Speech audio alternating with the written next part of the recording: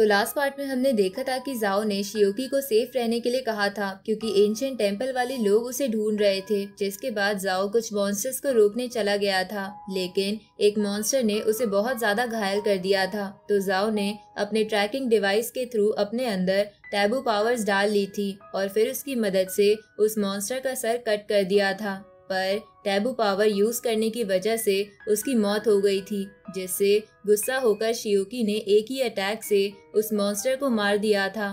तभी night watchers की team यानी जाओ के साथी आ गए थे। अब आगे तो इस पार्ट की शुरुआत में हम देखते हैं कि शियोकी की आंट घर पर उसका इंतजार कर रही है और दूसरी तरफ शियोकी नाइट वॉचर्स टीम के सीक्रेट ऑफिस में था, जहां नाइट वॉचर्स टीम का रिसर्चर शियोकी से पूछताछ कर रहा था क्योंकि शियोकी ने उन सबसे झूठ बोला था कि उस मॉन्स्टर को जाओ ने मारा था। पर ये बात नाइट वॉचर्स टीम के रिसर्चर को सच नहीं लग रही थी, लेकिन शियोकी उन सबसे कहते हैं कि यही सच है, जाओ ने ही उस मॉन्स्टर को मारा था। इसके बाद नाइट वॉचर्स की टीम शियोकी को ज्वाइन करने को बोलती है। इस पर शियोकी मान जाता है क्योंकि उसने जाओ के मरने के बाद ये वादा किया था कि जाओ का सपना था कि वो दुनिया को बचाए। तो अब शियोकी जाओ की जगह पर 10 साल तक लोगों को बचाएगा। साथ ही नाइट वॉचर्स की सैलरी भी बहुत ज्यादा थी, इसलिए शियोकी की फाइनेंशियल प्रॉब्लम भी इससे ठीक हो सकती थी।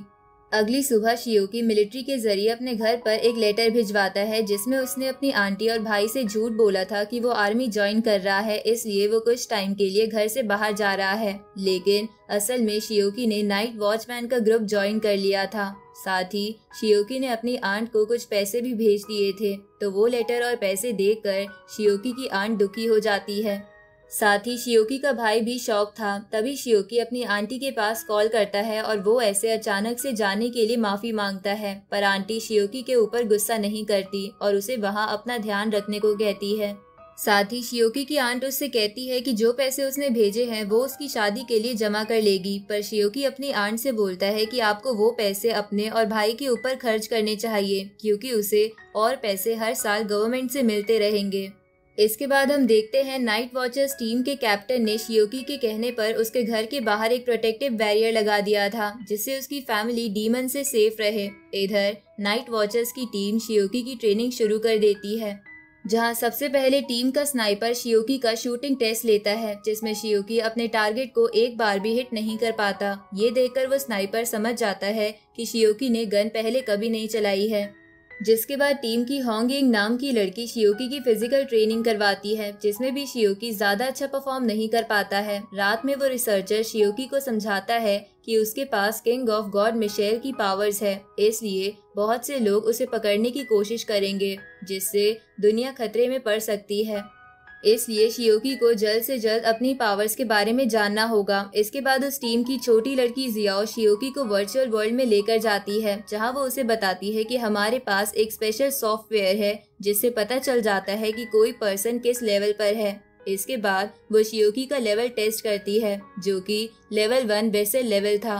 साथ ही वो शियोकी को बताती है कि 6 कल्टीवेशन लेवल्स होते हैं, जिसमें क्लैन लेवल सबसे पावरफुल होता है। तो ये सब जानकर शियोकी अगले दिन रिसर्चर से पूछता है कि क्या कोई अब तक क्लेन लेवल पर पहुंचा है। इस पर वो रिसर्चर बताता है कि अब तक टोटल 5 लोग क्लेन लेवल पर पहुंचे हैं, जिनमें से एक तो नाइट वॉचर्स का कमांडर है, पर बाकी 4 लोग कहाँ हैं ये किसी को नहीं पता। अब शियोकी की ऐसी ही ट्रेनिंग चलती रहती है, जहां कुछ दिनों बाद भी शियोकी अपने टारगेट को शूट नहीं कर पा रहा था। तो वो स्नाइपर शियोकी से कहता है कि वो शूटिंग के लिए अपनी एबिलिटी का यूज क्यों नहीं कर रहा, पर शियोकी अपनी पावर्स यूज करने के बाद भी ठीक से शूट नहीं कर पा रहा था। आगे उसी टीम का मो नाम का बंदा शियोकी की स्पीड ट्रेनिंग करवाने लगता है, जहां ऐसा करते हुए वो उसकी पावर्स के बारे में पूछता है। तो शियोकी उसे उन सभी पावर्स के बारे में बता देता है जो उसे नाइक्स को ठीक करने के बाद मिली थी। ये जानकर मो हैरान होते हुए कहता है कि किंग ऑफ गॉड्स के पास तो बहुत अच्छी अच्छी पावर्स होनी चाहिए थी, तो तुम्हें सिर्फ ऐसी पावर्स कैसे मिल सकती है। तभी वो शियोकी की तरफ देखता है जो स्पीड ट्रेनिंग में भी अच्छा परफॉर्म नहीं कर पा रहा था। रात को शियोकी रिसर्चर से पूछता है कि किंग ऑफ गॉड मिशेल के पास कौन कौन सी पावर्स थी।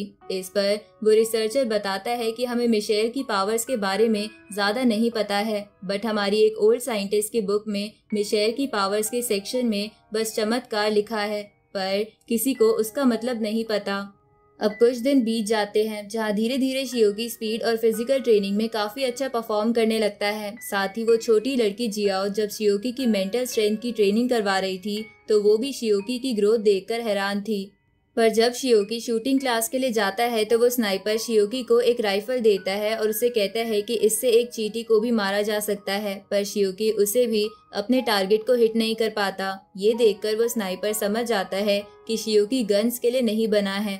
अगली रात को वो रिसर्चर शियोकी से कहता है कि तुम्हारी ट्रेनिंग काफी अच्छी चल रही है और तुम्हारी प्रोग्रेस देखकर लग रहा है कि हमें तुमको और अच्छे से प्रोटेक्ट करना होगा ताकि तुम एंशिएंट गॉड चर्च की पकड़ में ना आ जाओ। इस पर शियोकी उससे पूछता है कि असल में ये लोग हैं कौन और मेरे साथ क्या करना चाहते हैं। ये सुनकर वो रिसर्चर कहता है कि वो तुम्हें कंज्यूम करना चाहते हैं। ये सुनकर शियोकी हैरान हो जाता है।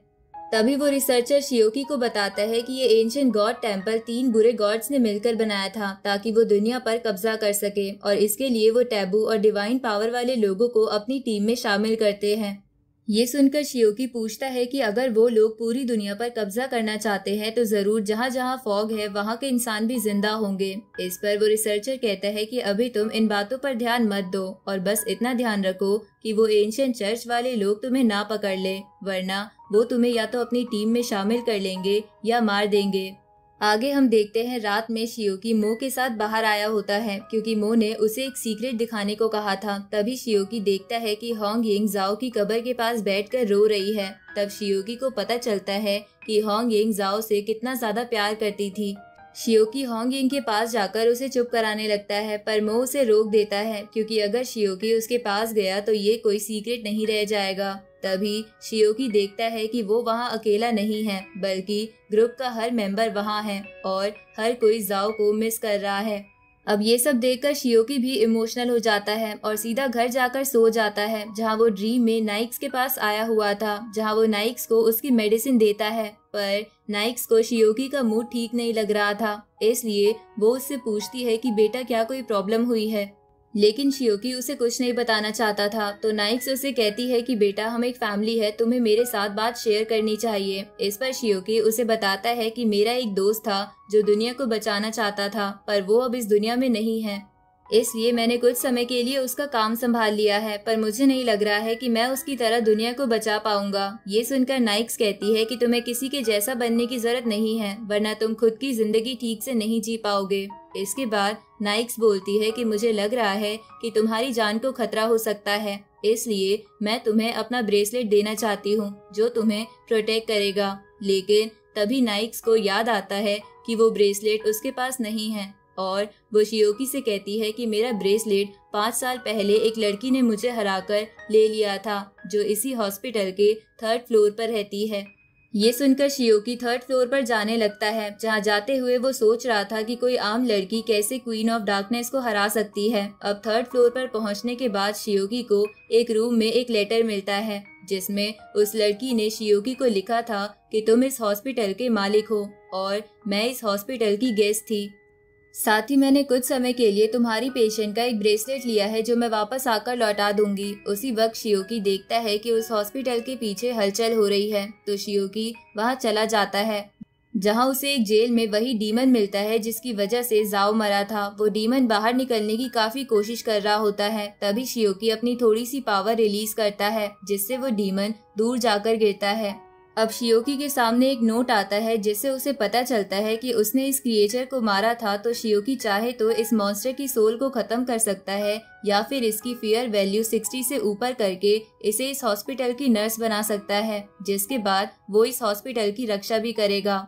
अब शियोकी अपने एक अटैक से उसका हाथ काट देता है और उसका गला पकड़ लेता है। फिर शियोकी उस मॉन्स्टर का माइंड रीड करता है जिससे उसे पता चल गया था कि इस मॉन्स्टर को कुछ खिलाकर इतना स्ट्रॉन्ग बनाया गया था और उसे एंशिएंट चर्च के एक आदमी ने ये चीज खिलाई थी।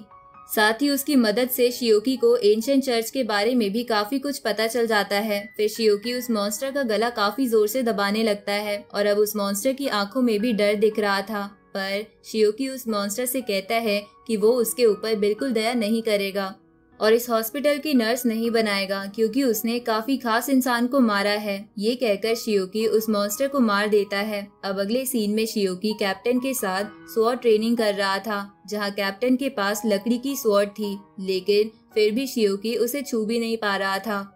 इसलिए कैप्टन उससे कहता है कि हमारी टीम में जाओ सबसे अच्छा स्वॉर्ड फाइटर था, जबकि उसके पास तो टैबू पावर्स भी नहीं थी। ये सुनकर शियोकी को जाओ की याद आने लगती है और वो गुस्से में एक ही अटैक से कैप्टन की स्वॉर्ड को कट कर देता है। ये देखकर कैप्टन शियोकी से थोड़ा इम्प्रेस हो गया था। इसके बाद कैप्टन सीरियस होकर शियोकी से फाइट करने लगता है। आगे हम देखते हैं शियोकी जाओ का ट्रैकर और स्वॉर्ड अपने साथ लेकर सो रहा होता है क्योंकि उसे उसकी याद आ रही थी। दूसरी तरफ हम शियोकी के उसी क्लासमेट को देखते हैं जिसने क्लास में आने के लिए शियोकी की मदद की थी, जो अपनी क्लास की एक लड़की को डीमन में बदलते हुए देखकर डर गया था और मदद के लिए वो जल्दी से शियोकी को ही कॉल कर देता है। अब इसी के साथ ये पार्ट यहीं खत्म होता है।